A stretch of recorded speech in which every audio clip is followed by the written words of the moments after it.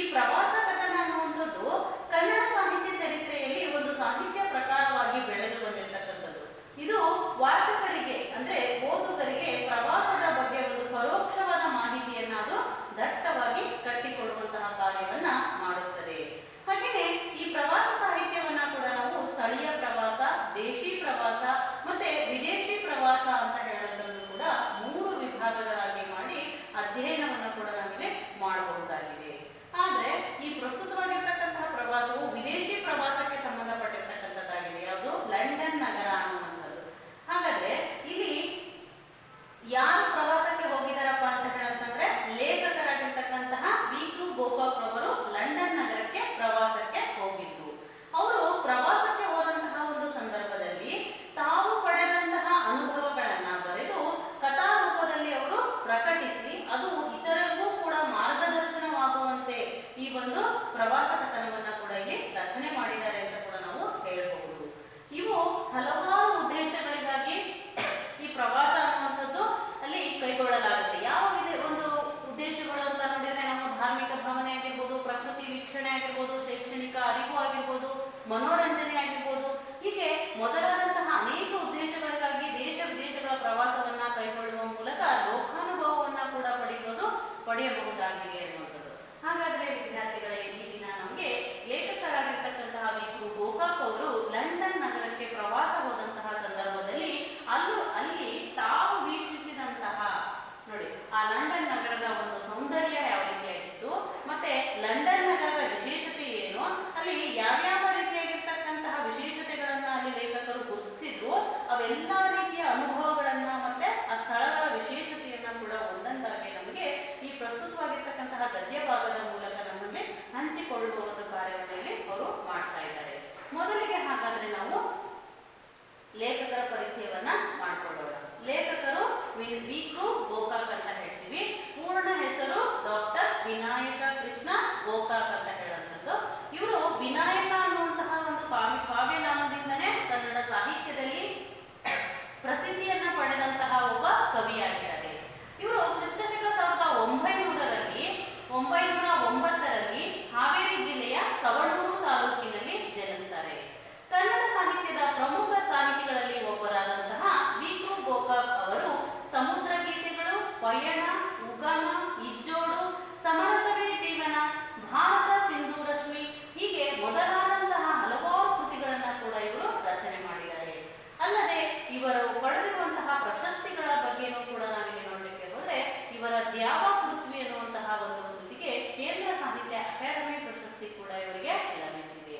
ಹಾಗೆಯೇ ಇವರಿಗೆ ಕರ್ನಾಟಕ ವಿಶ್ವವಿದ್ಯಾನಿಲಯದ ಗೌರವ ಡಾಕ್ಟರೇಟ್ ಮತ್ತು ಬೆಂಗಳೂರು ವಿಶ್ವವಿದ್ಯಾನಿಲಯದ ಗೌರವ ಡಿಲಿಟ್ ಅಂದ್ರೆ ಡಾಕ್ಟರ್ ಆಫ್ ಲಿಟರೇಚರ್ ಅನ್ನುವಂತಹ ಪದವಿಯನ್ನು ಕೂಡ ನೀಡಿ ಗೌರವಿಸಲಾಗಿದೆ. ಇವರ ಸಮಗ್ರ ಸಾಹಿತ್ಯಕ್ಕಾಗಿ ಇವರಿಗೆ ಜ್ಞಾನಪೀಠ ಪ್ರಶಸ್ತಿಯೂ ಕೂಡ ಇವರಿಗೆ ಲಭಿಸಿದೆ. ಅಲ್ಲದೆ ಭಾರತ ಸರ್ಕಾರವು ಪದ್ಮಶ್ರೀ ಪುರಸ್ಕಾರವನ್ನ ಕೂಡ ನೀಡಿ ಗೌರವಿಸಿದೆ. ಹೀಗೆ ಹಲವಾರು ರೀತಿಯ ಬಹುಮಾನ ಪ್ರಶಸ್ತಿಗಳನ್ನ ಕೂಡ ಪಡೆದಿರುವಂತಹ ಮತ್ತೆ ವಿನಾಯಕ ಎಂಬ ಕಾವ್ಯನಾಮದಿಂದ ಪ್ರಸಿದ್ಧಿಯನ್ನ ಪಡೆದಂತಹ ಒಬ್ಬ ಹೆಮ್ಮೆಯ ಸಾಹಿತಿ ಅಂತ ಕೂಡ ನಾವು ವಿ.ಕೃ. ಗೋಕಾಕ್ ಅವರಿಗೆ ಹೇಳಬಹುದು.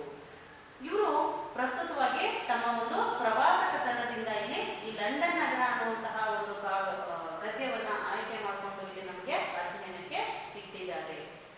ಲಂಡನ್ ನಗರ ವಿ.ಕೃ. ಗೋಕಾಕ್ ನೋಡಿ, ಲಂಡನ್ ನಗರದ ಒಂದು ಸೌಂದರ್ಯವನ್ನ ಕುರಿತು ಮೊಟ್ಟ ಮೊದಲನೆಯ ಬಾರಿಗೆ ಅವರು ಈ ಒಂದು ಪ್ರಸ್ತುತ ಗದ್ಯ ಭಾಗದಲ್ಲಿ ಪರಿಚಯವನ್ನ ಮಾಡ್ತಾ ಹೋಗ್ತಾರೆ. ಲಂಡನ್ ಪಟ್ಟಣವೆಂದರೆ ಒಂದು ಸ್ವತಂತ್ರ ಜಗತ್ತು. ನೋಡಿ, ಇಲ್ಲಿಯ ರಸ್ತೆಗಳಲ್ಲಿ ವ್ಯಾಪಾರವು ತುಂಬಿ ಟ್ರಾಮ್ ಬಸ್ಸುಗಳಿಗೆ ಸಕಾಲಕ್ಕೆ ಹೋಗುವುದಾಗುವುದಿಲ್ಲ. ಬಹಳ ಹೊತ್ತು ನಡುವೆಯೂ ನಿಲ್ಲಬೇಕಾಗುತ್ತದೆ. ನೋಡಿ, ಏನ್ ಹೇಳ್ತಾ ಇದ್ದಾರೆ, ಲಂಡನ್ ಅನ್ನುವಂತಹ ಒಂದು ಪಟ್ಟಣವನ್ನ ನಗರವನ್ನ ನಾವು ನೋಡ್ತಾ ಇದ್ರೆ ಅದು ಯಾವ ರೀತಿಯಾಗಿರ್ತಕ್ಕಂಥ ಒಂದು ಅನುಭವವನ್ನ ನೀಡುತ್ತೆ ಅಂದ್ರೆ ಅದು ಒಂದು ಸ್ವತಂತ್ರವಾಗಿರ್ತಕ್ಕಂತಹ ಜಗತ್ತು ಅಂತ ಹೇಳಂತದ್ದು ನಮಗೆ ಅನಿಸುತ್ತೆ. ಅಷ್ಟೇ ಅಲ್ಲದೆ ಅಲ್ಲಿನ ಒಂದಷ್ಟು ಬೀದಿಗಳನ್ನ ನಾವು ನೋಡ್ತಾ ಹೋದ್ರೆ ಅಲ್ಲಿನ ರಸ್ತೆಗಳಲ್ಲಿ ಈ ವ್ಯಾಪಾರ ಅನ್ನುವಂಥದ್ದು ಬಹಳಷ್ಟು ನಡೀತಾ ಇರ್ತಕ್ಕಂಥದ್ದು. ಫುಲ್ ಅಲ್ಲಿ ಏನಾಗಿರುತ್ತೆ ಅಂತ ಹೇಳಂತಂದ್ರೆ ಅತ್ಯಂತ ಅದು ವ್ಯಾಪಾರದಿಂದ ಕೂಡಿರುವಂತಹ ಸ್ಥಳ ಆಗಿರೋದ್ರಿಂದ ಹೆಚ್ಚು ಜನಸಂದಣಿಯಿಂದ ಕೂಡಿರ್ತಕ್ಕಂತಹ ಪ್ರದೇಶ ಆಗಿದೆ. ಹಾಗಾಗಿ ಅಲ್ಲಿ ಹೆಚ್ಚು ಏನಪ್ಪಾ ಅಂತ ಹೇಳಂತಂದ್ರೆ ವಾಹನಗಳ ಓಡಾಟಕ್ಕೆ ಒಂದಷ್ಟು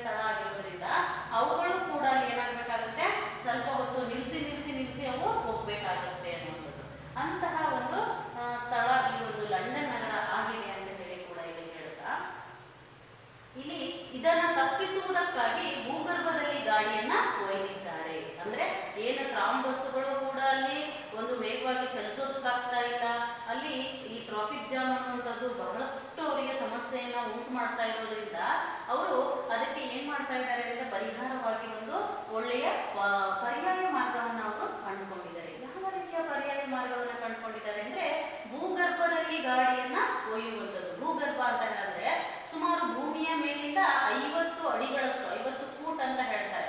ಆ 50 ಫೂಟ್ಗಳಷ್ಟು ಆಳದಲ್ಲಿ ಒಂದು ಸುರಂಗ ಮಾರ್ಗವನ್ನ ನಿರ್ಮಾಣ ಮಾಡೋದ್ರ ಮೂಲಕವಾಗಿ ಆ ಒಂದು ಮಾರ್ಗದಲ್ಲಿ ವಾಹನಗಳು ಸಂಚರಿಸಲಿಕ್ಕೆ ಬೇಕಾಗಿರ್ತಕ್ಕಂತಹ ಎಲ್ಲ ರೀತಿಯಾಗಿರ್ತಕ್ಕಂತಹ ವ್ಯವಸ್ಥೆಗಳನ್ನ, ಅಂದ್ರೆ ಹಳಿಗಳಾಗಿರ್ಬೋದು, ಇಲೆಕ್ಟ್ರಿಕ್ ಗಾಡಿಗಳಾಗಿರ್ಬೋದು, ಮತ್ತೆ ನಿಲ್ಮನೆ ಅಂದ್ರೆ ತಂಗುದಾಣ ಅಂತ ಹೇಳ್ತೀವಿ, ಆ ವಾಹನಗಳು ನಿಲ್ಲೋದಕ್ಕೆ ಬೇಕಾಗಿರ್ತಕ್ಕಂತಹ ಒಂದು ಸ್ಥಳಗಳನ್ನಾಗಿರ್ಬೋದು, ಹೀಗೆ ಏನೆಲ್ಲ ಒಂದು ವಾಹನ ಚಲಿಸಲಿಕ್ಕೆ ಏನೆಲ್ಲ ವ್ಯವಸ್ಥೆಗಳು ಅನುಕೂಲಗಳು ಬೇಕೋ ಆ ಎಲ್ಲ ಅನುಕೂಲತೆಗಳನ್ನು ಕೂಡ ಆ ಭೂಮಿಯ ಗರ್ಭದ 50 ಫೂಟ್ ಒಳಭಾಗದಲ್ಲಿ ಅವುಗಳ ವ್ಯವಸ್ಥೆಯನ್ನ ನಿರ್ಮಾಣ ಮಾಡಲಾಗಿದೆ.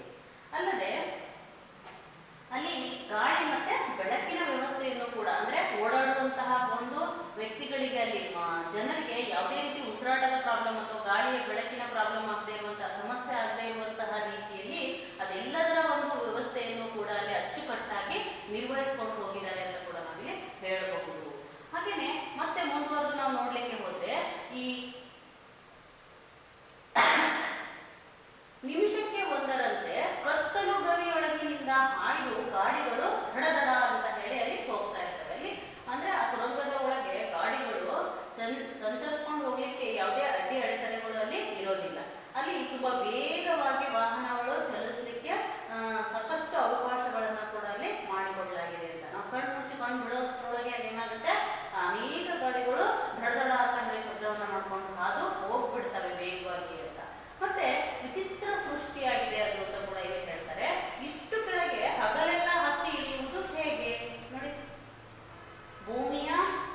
ಭೂಮಿಯಿಂದ 50 ಫೂಟ್ ಕೆಳಭಾಗದಲ್ಲಿ ಅದರ ನಿರ್ಮಾಣ ಆಗಿರೋದ್ರಿಂದ ಅಷ್ಟು ಕೆಳಭಾಗದವರೆಗೆ ಇಳಿಯೋದಾಗ್ಲಿ ಹತ್ತೋದಾಗ್ಲಿ ಪ್ರತಿನಿತ್ಯ ಅಲ್ಲಿ ಜನ ಹೇಗೆ ಮಾಡಬೇಕು, ಆ ಒಂದು ಸಮಸ್ಯೆಗೂ ಕೂಡ ಅಲ್ಲಿ ಪರಿಹಾರವನ್ನ ಕಂಡುಕೊಳ್ಳಲಾಗಿದೆ. ಯಾವ ರೀತಿ ವ್ಯವಸ್ಥೆಯನ್ನ ಮಾಡಿದ್ದಾರೆ ಅಂದ್ರೆ ಎಸ್ಕಲೇಟರ್ಸ್ ಅಂತ ಹೇಳುವಂಥದ್ದು. ಆ ಎಸ್ಕಲೇಟರ್ಸ್ ಅನ್ನುವಂತಹ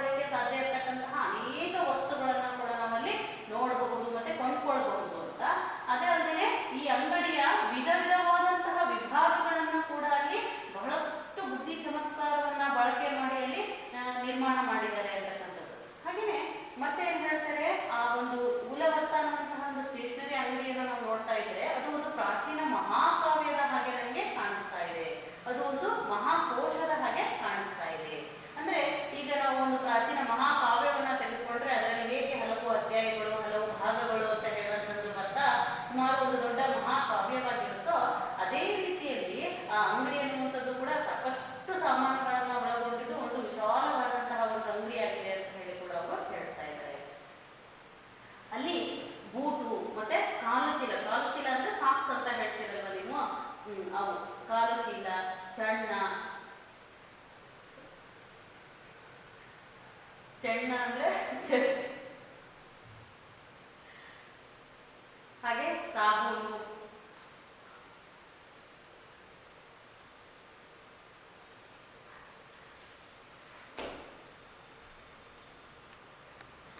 ಮೂಲವರ್ತ ಅಂಗಡಿಯಲ್ಲಿ ಬೂಟು, ಕಾಲ್ಚೀಲ, ಚೆಣ್ಣ, ಸಾಬೂನು, ಔಷಧ, ಪುಸ್ತಕ, ಅಡಿಗೆಯ ಪಾತ್ರೆ, ಎಲೆಕ್ಟ್ರಿಕ್ ದೀಪದ ಸಾಮಾನುಗಳು, ಫೋಟೋ, ನೋಡಿ ಪ್ರತಿಯೊಂದು ಇಂಥದ್ದಿಲ್ಲ ಅಂತ ನಾವು ಹೇಳಲಿಕ್ಕೆ ಸಾಧ್ಯ ಇಲ್ಲ. ನಮ್ಮ ಪ್ರತಿನಿತ್ಯದ ಜೀವನದಲ್ಲಿ ನಾವು ಬಳಕೆ ಮಾಡ್ತಕ್ಕಂತಹ ದಿನನಿತ್ಯದ ಸಾಮಾನುಗಳಿಂದ ಹಿಡಿದು ಪ್ರತಿಯೊಂದು ವಸ್ತುಗಳು ನಮ್ಮ ಜೀವನ ನಿರ್ವಹಣೆಗೆ ಬೇಕಾಗ್ತಕ್ಕಂತಹ ಪ್ರತಿಯೊಂದು ವಸ್ತುಗಳನ್ನು ಕೂಡ ನಾವಲ್ಲಿ ತೆಗೆದುಕೊಳ್ಳಲಿಕ್ಕೆ ಸಾಧ್ಯತೆ ಇದೆ ಅನ್ನುವಂಥದ್ದನ್ನು ಕೂಡ ಹೇಳ್ತಾ, ಒಂದು ಅಡವಿಯ ಹೂವಿನಿಂದ ಅಂದ್ರೆ ಕಾಡಿನಲ್ಲಿ ಬಿಡ್ತಕ್ಕಂತಹ ಒಂದು ಹೂವಿನಿಂದ ಹಿಡಿದು ಯುದ್ಧಕ್ಕೆ ಬೇಕಾಗುವಂತಹ ಸಾಮಗ್ರಿಗಳವರೆಗೂ ಕೂಡ ಅಷ್ಟು ವಿಧದ ಹಲವಾರು ವಸ್ತುಗಳನ್ನ ಕೂಡ ನಾವು ಈ ಒಂದು ಮೂಲವರ್ತದಲ್ಲಿ ಕೊಂಡ್ಕೊಳ್ಬಹುದು ಅಂತ ಕೂಡ ಇಲ್ಲಿ ಹೇಳ್ತಾ ಇದ್ದಾರೆ.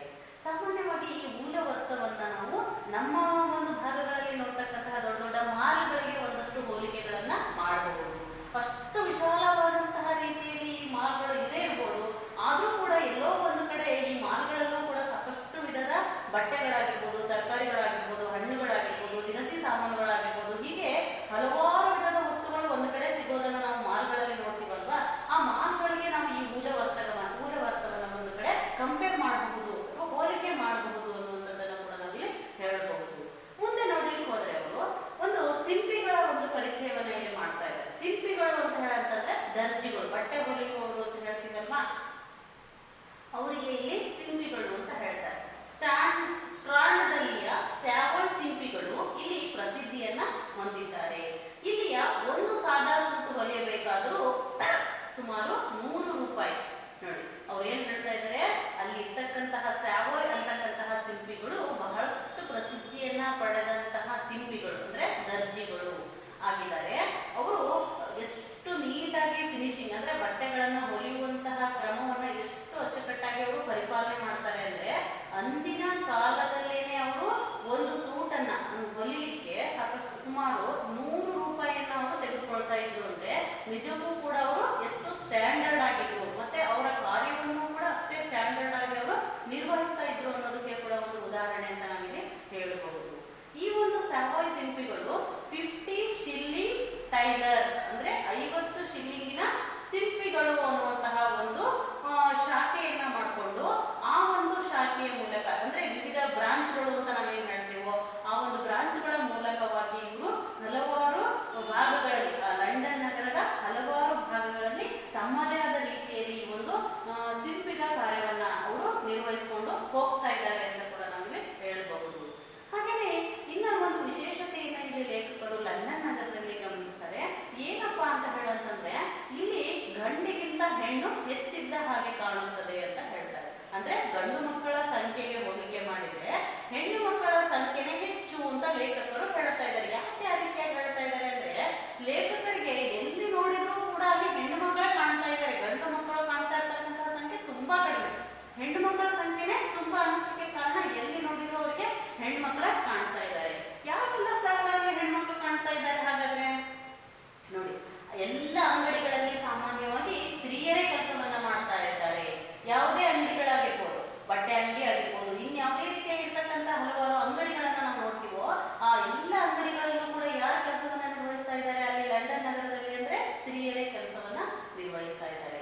ಅಲ್ಲದೆ ಉಪಹಾರ ಗೃಹಗಳು ಅಂದ್ರೆ ನಾವೇನು ಹೋಟೆಲ್ಗಳು ಅಂತ ಹೇಳ್ತೀವಲ್ವಾ, ನೋಡಿ ಆ ಹೋಟೆಲ್ಗಳಲ್ಲೂ ಕೂಡ ಇಲ್ಲಿ ಮಾಣಿಗಳಿಲ್ಲ. ಮಾಣಿ ಅಂತ ಹೇಳಿದ್ರೆ ಸೇವಕ ಅನ್ನುವಂತಹ ಪದ ನಾವು ಇಲ್ಲಿ ಬಳಕೆ ಮಾಡ್ತಕ್ಕಂಥದ್ದು, ಆದ್ರೆ ಅದು ನಿಜವಾದ ಕನ್ನಡದ ಅರ್ಥದಲ್ಲಿ ನಾವು ನೋಡಿದಾಗ ಉಡುಪಿ ಕಡೆಗಳಲ್ಲಿ ಬಳಕೆ ಮಾಡ್ತಕ್ಕಂತಹ ಒಂದು ಅರ್ಥ ಏನಪ್ಪಾ ಅಂದ್ರೆ ಗಂಡಸು ಅಂತ, ಹುಡುಗ, ಬಾಲಕ ಅನ್ನುವಂತಹ ಪದವನ್ನ ಅಲ್ಲಿ ಬಳಕೆ ಮಾಡ್ತಾರೆ ಅಂತಕ್ಕಂಥದ್ದು. ಅಂದ್ರೆ ಬಾಲಕರಿಲ್ಲ ಅಲ್ಲಿ, ಬದಲಾಗಿ ನಮ್ಮ ಬೆಂಗಳೂರಿನ ಮಾತಿನಲ್ಲಿ ಹೇಳುವುದಾದ್ರೆ ಅಮ್ಮಣಿಗಳಿರುತ್ತಾರೆ ಅಂತ, ಅಂದ್ರೆ ಹೆಣ್ಣು ಮಕ್ಕಳೇ ಅಲ್ಲಿ ಮಾಣಿಗಳಾಗಿ ಕಾರ್ಯವನ್ನ ನಿರ್ವಹಿಸ್ತಾ ಇದ್ದಾರೆ ಅಂತ. ಯಾವುದಾದ್ರೂ ಒಂದು ದೊಡ್ಡ ಅಂಗಡಿಗೆ ನಾವು ಹೋದ್ರೆ ಸಾಕು, ಅಲ್ಲಿಯ ಟೈಪಿಸ್ಟು, ಕಾರಕೂನ ಎಲ್ಲರೂ ಕೂಡ ಏನಾಗಿದ್ದಾರೆ, ಹೆಣ್ಣು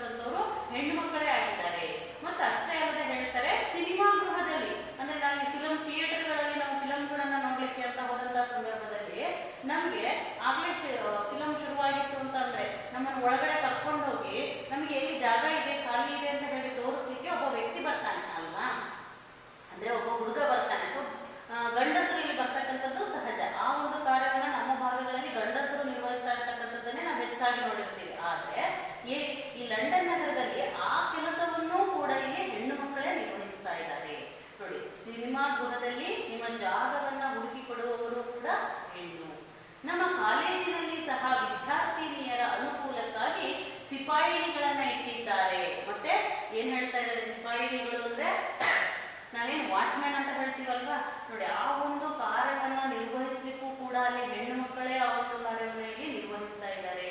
ಹಾಗಾದ್ರೆ ಇಷ್ಟೆಲ್ಲಾ ಕ್ಷೇತ್ರಗಳಲ್ಲಿ ಹೆಣ್ಣು ಮಕ್ಕಳು ಅಲ್ಲಿ ಕಾರ್ಯವನ್ನ ನಿರ್ವಹಿಸ್ತಾ ಇರೋದು ನೋಡ್ತಾ ಇದ್ರೆ ನಿಜಕ್ಕೂ ಕೂಡ ಅಲ್ಲಿನ ಹೆಣ್ಣು ಮಕ್ಕಳಿಗೆ ಎಷ್ಟೊಂದು ರೀತಿಯಲ್ಲಿ ಒಂದು ಏನು ಸಮಾನವಾಗಿರ್ತಕ್ಕಂಥ ಸ್ಥಾನಮಾನಗಳ ಜೊತೆಗೆ ಇನ್ನೊಂದೇನಪ್ಪಾ ಅಂದ್ರೆ ಅವರಿಗೆ ಒಂದು ಆತ್ಮರಕ್ಷಣೆ ಇದೆ, ಒಂದು ಅವ್ರದೇ ಅವ್ರದೇ ಆಗಿರ್ತಕ್ಕಂತಹ ರೀತಿಯಲ್ಲಿ ಒಂದು ಗೌರವ ತರ್ತಾ ಇದೆ, ಮತ್ತೆ ಅವರನ್ನ ಸತ್ಕರಿಸುವಂತಹ ರೀತಿಯೂ ಕೂಡ ಅಲ್ಲಿ ತುಂಬಾ ವಿಶೇಷವಾಗಿದೆ ಅಂತ ಕೂಡ ನಾವಿಲ್ಲಿ ಹೇಳ್ಬಹುದು.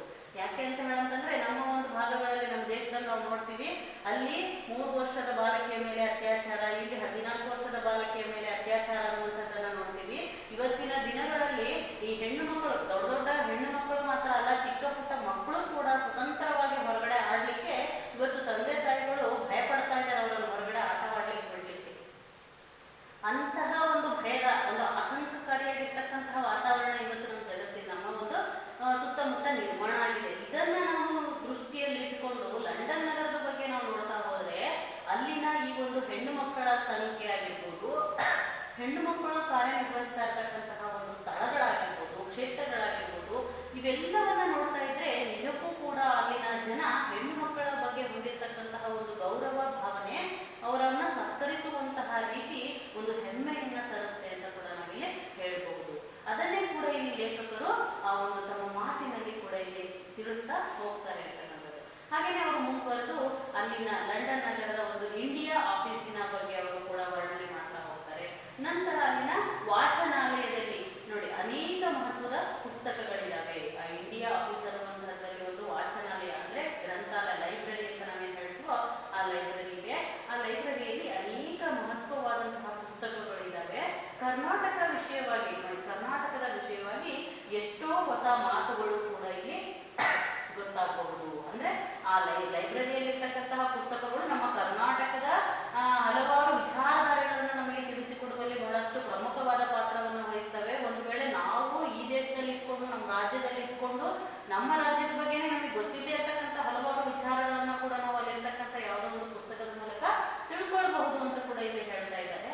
ಹಾಗೆಯೇ ಇಲ್ಲಿಯ ವಸ್ತು ಸಂಗ್ರಹಾಲಯದಲ್ಲಿ ಹಿಂದೂಸ್ತಾನದ ಲಲಿತ ಕಲೆಯ ಹಾಗೂ ಇನ್ನುಳಿದ ಮಾರ್ಗಗಳ ಮಾದರಿಗಳು ಕೂಡ ನೋಡಲು ದೊರೆಯುತ್ತವೆ. ವಸ್ತು ಸಂಗ್ರಹಾಲಯ ಅಂತ ಹೇಳಂತಂದ್ರೆ ಮ್ಯೂಸಿಯಂ ಅಂತಿರಲ್ವಾ, ಆ ಮ್ಯೂಸಿಯಂ ನಲ್ಲಿ ಇರ್ತಕ್ಕಂತಹ ಕೆಲವೊಂದಷ್ಟು ಏನು ವಸ್ತುಗಳನ್ನ ಇಟ್ಟಿರ್ತಾರೋ ಆ ಒಂದು ವಸ್ತುಗಳನ್ನ ನಾವು ನೋಡ್ತಾ ಹೋದಂತೆ ಅಲ್ಲಿ ನಮ್ಮ ಹಿಂದೂಸ್ತಾನಕ್ಕೆ ಸಂಬಂಧಪಟ್ಟಿರ್ತಕ್ಕಂಥ, ಹಿಂದೂಸ್ತಾನದ ಲಲಿತ ಕಲೆಗೆ ಸಂಬಂಧಪಟ್ಟಿರ್ತಕ್ಕಂತಹ ಒಂದಷ್ಟು ಮಾದರಿಗಳನ್ನ ಕೂಡ ನಾವಲ್ಲಿ ನೋಡಬಹುದು ಅನ್ನುವಂಥದ್ದನ್ನು ಕೂಡ ಇಲ್ಲಿ ಹೇಳ್ತಾ ಇದ್ದಾರೆ. ಅಲ್ಲದೆ ನಮ್ಮ ಒಂದು ದೇಶದಲ್ಲಿ ಪ್ರಕಟವಾಗ್ತಕ್ಕಂಥ, ಹಿಂದೂಸ್ತಾನದಲ್ಲಿ ಪ್ರಕಟವಾಗುವಂತಹ ಕೆಲವೊಂದು ಇಂಗ್ಲಿಷ್ ವರ್ತಮಾನ ಪತ್ರಿಕೆಗಳು ಕೂಡ ನಮಗೆ ಅಲ್ಲಿ ಸಿಗ್ತವೆ. ಇದು ಕೂಡ ಒಂದು ಲಂಡನ್ ನಗರದ ಒಂದು ವಿಶೇಷತೆ ಅಂತ ಕೂಡ ಇಲ್ಲಿ ಲೇಖಕರು ಹೇಳ್ತಾ ಹೋಗ್ತಾ ಇದ್ದಾರೆ.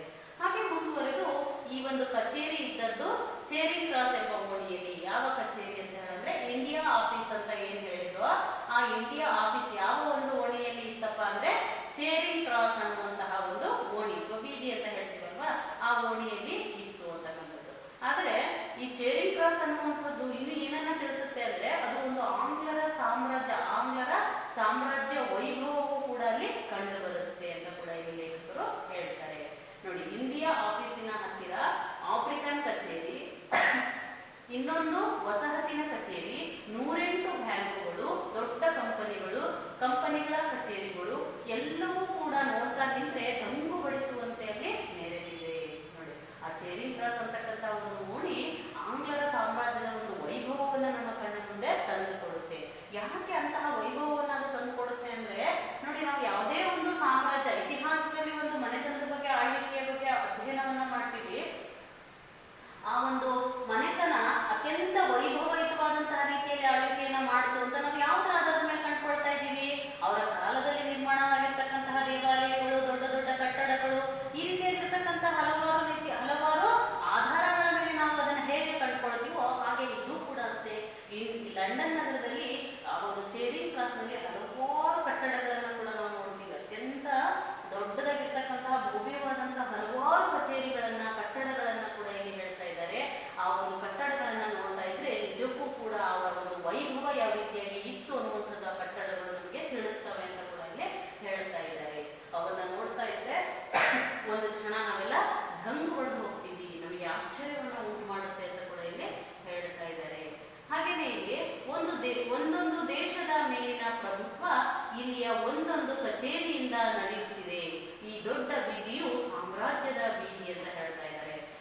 ಆಫ್ರಿಕನ್ ಕಚೇರಿ, ವಸಾಹತಿನ ಕಚೇರಿ, ಹೀಗೆ ಏನು ಒಂದೊಂದು ಕಚೇರಿಗಳಿದಾವಲ್ವಾ, ಈ ಒಂದೊಂದು ಕಚೇರಿಗಳು ಏನ್ ಕೆಲಸ ಮಾಡ್ತಾ ಇದ್ದಾವೆ ಅಂದ್ರೆ ಅಲ್ಲೇ ಕೂತ್ಕೊಂಡು ಒಂದೊಂದು ದೇಶದ ಮೇಲೆ ಒಂದು ಪ್ರಭುತ್ವವನ್ನ ಅಂದ್ರೆ ಹಿಡಿತವನ್ನ ಹೊಂದಿದಾವೆ. ಒಂದು ದೇಶವನ್ನ ಅಲ್ಲಿ ನಿರ್ವಹಣೆ ಮಾಡ್ತಕ್ಕಂಥ ಒಂದು ಕಾರ್ಯವನ್ನ ಈ ಒಂದೊಂದು ಕಚೇರಿಗಳು ಕೂಡ ನಿರ್ವಹಿಸ್ತಾ ಇದ್ದಾವೆ ಅಂತ ನೋಡಿದ್ರೆ ಇದು ನಿಜಕ್ಕೂ ಕೂಡ ಒಂದು ಸಾಮ್ರಾಜ್ಯದ ಬೀದಿ ಅಂತ ಹೇಳಿ ಲೇಖಕರು ಕೂಡ ಅಲ್ಲಿ ಹೇಳುತ್ತಾ ಇದ್ದಾರೆ. ಹಾಗಾದ್ರೆ ಮುಂದುವರೆದು ನಾವು ಹೋದಂತೆ ಇಲ್ಲಿ ನಗರದ ಪ್ರತಿಯೊಂದು ಊಟಕ್ಕೆ ಒಂದು ಹೆಸರೇನಾದರೂ ಇದ್ದೇ ಇರುತ್ತದೆ. ಊಟ ಅಂತ ಹೇಳಿದ್ರೆ ಒಂದು ಸರ್ಕಲ್ ಅಂತ ನಾವು ಹೇಳ್ತೀವಲ್ವಾ, ಆ ಅರ್ಥವನ್ನು ನೀಡುತ್ತೆ.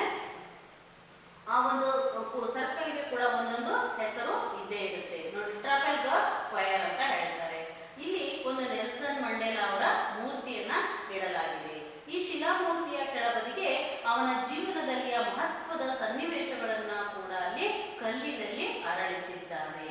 ನೋಡಿ, ಟ್ರಾಫಲ್ಗರ್ ಅನ್ನುವಂತಹ ಒಂದು ಸ್ಕ್ವೇರ್, ಅದಕ್ಕೆ ನೇಮ ಹೆಸರನ್ನು ಕೊಟ್ಟಿದ್ದಾರೆ. ಅಲ್ಲಿ ಒಬ್ಬ ನೆಲ್ಸನ್ ಮಂಡೇಲಾ ನಾವು ನೋಡ್ತೀವಿ, ಏನು ಹೋರಾಟವನ್ನ ಮಾಡಿರ್ತಕ್ಕಂತಹ ಒಬ್ಬ ನೆಲ್ಸನ್ ಮಂಡೇಲಾ ಅನ್ನುವಂತಹ ವ್ಯಕ್ತಿ, ಆ ವ್ಯಕ್ತಿಯ ಮೂರ್ತಿಯನ್ನ ಅಲ್ಲಿ ಕೆತ್ತನೆ ಮಾಡಲಾಗಿದೆ. ಆ ಮೂರ್ತಿಯ ಕೆಳಗೆ ಅವನ ಜೀವನದ ಒಂದಷ್ಟು ಮಹತ್ವದ ಸನ್ನಿವೇಶಗಳು ಏನಿತ್ತೋ ಆ ಸನ್ನಿವೇಶಗಳನ್ನ ಕೂಡ ಏನ್ ಮಾಡಿದ್ದಾರೆ, ಕಲ್ಲಿನಲ್ಲಿ ಕೆತ್ತಿ ಅರಳಿಸಿದ್ದಾರೆ. ಹಾಗೆ ಮುಂದುವರೆದು ಹೋದ್ರೆ ನೋಡಿ, ಇಲ್ಲಿಂದ ತುಸು ದೂರಕ್ಕೆ ವೆಲ್ಲಿಂಗ್ಟನ್ ಒಂದು ಶಿಲಾ ಪ್ರತಿಮೆ ಇದೆ. ಒಂದು ಸ್ವಲ್ಪ ದೂರ ಮುಂದಕ್ಕೆ ಹೋದ್ರೆ ವೆಲ್ಲಿಂಗ್ಟನ್ ಅನ್ನುವಂತ ಒಬ್ಬ ಶಿಲಾಮೂರ್ತಿ ಅಥವಾ ಪ್ರತಿಮೆಯಲ್ಲಿ ನಮಗೆ ಕಾಣಿಸುತ್ತೆ. ಹಾಗೇನೆ ಬೀದಿ ಬೀದಿಗೆ ಮೂಲೆ ಮೂಲೆಗೆ ಇತಿಹಾಸ ಪ್ರಸಿದ್ಧವಾದಂತಹ ಪುರುಷರು ಮತ್ತು ತಮ್ಮ ದೇಶಕ್ಕಾಗಿ ಜೀವನವನ್ನು ಲೆಕ್ಕಿಸದೆ ದುಡಿದವರು. ನೋಡಿ, ನಿಂತು ಕೈ ಎತ್ತಿ ನಿಮ್ಮ ದೇಶದ ಗೌರವವನ್ನ ಕಾಯಿರಿ, ಇದು ದೊಡ್ಡದಾದ ರಾಷ್ಟ್ರ ಎಂದು ಹೇಳುತ್ತಿರುವಂತೆ ತೋರುತ್ತದೆ. ನೋಡಿ, ಮತ್ತೆ ಹೇಳ್ತಾರೆ, ಆ ಒಂದು ವೆಲ್ಲಿಂಗ್ಟನ್ ಶಿಲಾ ಪ್ರತಿಮೆಯನ್ನು ನೋಡ್ಕೊಂಡು ನಾವು ಹಾಗೆ ಮುಂದೆ ಲಂಡನ್ ನಗರದಲ್ಲಿ ಸಂಚರಿಸ್ತಾ ಹೋದ್ರೆ ಒಂದೊಂದು ಬೀದಿ ಬೀದಿಗೂ ಕೂಡ ಮೂಲೆ ಮೂಲೆಗೂ, ಆ ಬೀದಿ ಬೀದಿಯ ಮೂಲೆ ಮೂಲೆಗೂ ಕೂಡ ಏನಾಗ್ತಾ ಇದೆ, ಒಂದೊಂದು ಪ್ರತಿಮೆಗಳನ್ನ ನಾವಲ್ಲಿ ನೋಡಬಹುದು. ಆ ಪ್ರತಿಮೆಗಳು ಹೇಗಿದ್ದಾವೆ ಅಂತ ಹೇಳಂದ್ರೆ ಅಲ್ಲಿ ಅವು ಇತಿಹಾಸ ಪ್ರಸಿದ್ಧರಾಗಿರ್ತಕ್ಕಂತಹ ಮಹಾನ್ ಪುರುಷರ ಪ್ರತಿಮೆಗಳು. ಅವರು ತಮ್ಮ ದೇಶಕ್ಕೋಸ್ಕರವಾಗಿ ತಮ್ಮ ಜೀವವನ್ನು ಕೂಡ ಲೆಕ್ಕಿಸದೆ ಅವರು ಹೋರಾಟವನ್ನ ಮಾಡಿರ್ತಕ್ಕಂಥವ್ರು, ದುಡಿದವರು, ಅಂತವರ ಒಂದು ಪ್ರತಿಮೆಗಳನ್ನ ಅಲ್ಲಿ ನಿರ್ಮಾಣ ಮಾಡಿದ್ದಾರೆ. ಆ ಪ್ರತಿಮೆಗಳು ಸುಮ್ಮನೆ ಹಾಗೆಯೇ ನಿಂತಿರುವಂತೆ ಕಾಣೋದಿಲ್ಲ. ಅದಕ್ಕೆ ಬದಲಾಗಿ ಅವು ಏನ್ ಮಾಡ್ತವೆ ಅಂತ ಹೇಳಿದ್ರೆ, ನಿಮ್ಮ ದೇಶದ ಗೌರವವನ್ನ ನೀವು ಕಾಯಿರಿ, ಇದು ದೊಡ್ಡದಾದ ರಾಷ್ಟ್ರ ಅಂತ ಹೇಳಿ ನಮಗೆ ಒಂದು ಸೂಚನೆಯನ್ನ ಕೊಡ್ತಾ ಇದ್ದಾವೆ, ನಾವು ಹೇಳ್ತಾ ಇದ್ದಾವೆ, ನಮ್ಮನ್ನು ಎಚ್ಚರಿಸ್ತಾ ಇದ್ದಾವೆ ಅನ್ನುವಂತಹ ರೀತಿಯಲ್ಲಿ ಆ ಪ್ರತಿಭೆಗಳ ಒಂದು ಭಾವ ಅಲ್ಲಿ ತೋರುತ್ತೆ ಅಂತ ಕೂಡ ಲೇಖಕರು ಹೇಳ್ತಾ ಇದ್ದಾರೆ. ಆ ಮೂಲಕ ಇಲ್ಲಿ ಹೆಜ್ಜೆ ಹೆಜ್ಜೆಗೆ ಇತಿಹಾಸದ ಅಡಿಗಲ್ಲುಗಳು ದೊರೆಯುತ್ತವೆ. ನೋಡಿ, ಇತಿಹಾಸದ ಅಡಿಗಲ್ಲು ಅಂದ್ರೆ ಇತಿಹಾಸದ ತಳಪಾಯ ಏನಿದೆಯೋ ಅದು ನಮಗೆ ಅಲ್ಲಿ ಹೆಜ್ಜೆ ಹೆಜ್ಜೆಗೂ ಕೂಡ ದೊರೀತಾ ಹೋಗ್ತವೆ. ಆ ಮೂಲಕ ಈ ಒಂದು ದೇಶದ ಒಂದು ಇತಿಹಾಸ ಹೇಗಿತ್ತು, ಹೀಗೆ ಹಲವಾರು